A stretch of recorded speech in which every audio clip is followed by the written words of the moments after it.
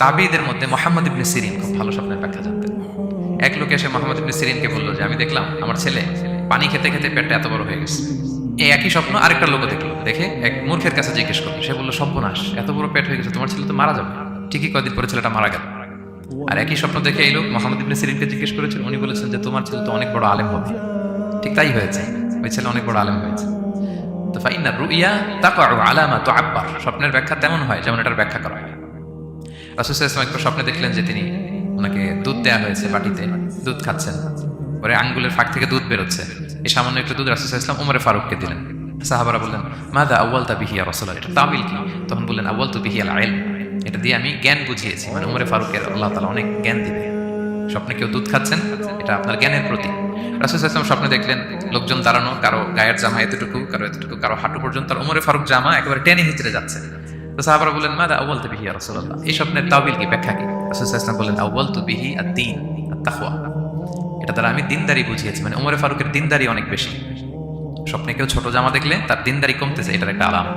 তো এই জন্য হুট করে স্বপ্নের কথা কাউকে শেয়ার করতে নেই।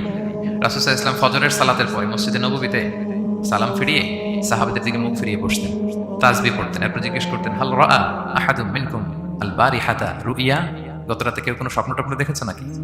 তো তখন সাহাবারা এই স্বপ্ন বলতেন, রাসূল সাল্লাল্লাহু আলাইহি ওয়াসাল্লাম ব্যাখ্যা করতেন। সুবহানাল্লাহ, কত সৌভাগ্যবান ছিলেন তারা। তাহলে স্বপ্ন বলা যাবে নাকি কাউকে? খুবই শুভাকাঙ্ক্ষী, আপনার একেবারে ক্লোজ ফ্রেন্ড, তাকে বলতে পারেন। আর অনেক বড় আলেম যিনি ভালো ব্যাখ্যা করতে পারবেন, আপনাকে গাইড করতে পারবেন, তাকে বলতে পারেন, এছাড়া বলা যাবে। আর খারাপ স্বপ্ন তো বলাই যাবে, আল্লাহ তাআলার কাছে পানা চাইতে হবে। তাহলে ঘুমিয়ে ঘুমিয়ে যেটা দেখি এটা কারোর কাছে বলা যাবে না। আর যেটা পাওয়ার আকাঙ্ক্ষা মানুষকে ঘুমাতে দেয় না, ওইটাও একটা স্বপ্ন। বলে না যে আমার জীবনের স্বপ্ন আমি এটা করব, এটাও স্বপ্ন। এই ভিশনও শেয়ার করা যাবে না কারোর সাথে। আপনারা তো ব্যবসায়ী মানুষ, টিপস শিখাই দেখেছি।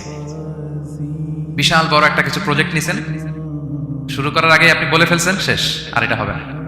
দেখবেন যে এখান থেকে কনস্পিরেসি, ওইখান থেকে শত্রুতা, ওইদিকে এটা করছে ওইটা করছে, আপনি আর আগাতেই পারবেন না। দুঃখজনক হলেও সত্য, আমরা বাংলাদেশিরা তো এগুলো তো অভ্যস্ত।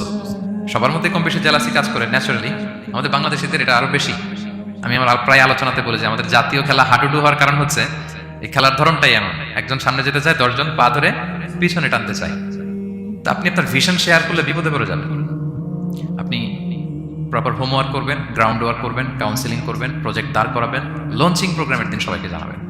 সব রেডি, এবার আর কেউ কিছু করতে পারবে না, দাঁড়ায় গেছে, সব রেডি। আমার লঞ্চিং জাস্ট একটা ফর্মালিটিস, তারপরে আমার কাজ শুরু হবে। কিন্তু আপনি আগেই যদি সবাইকে জানাই ফেলেন, হবে এটা? স্বপ্ন শেয়ার করতে নেই।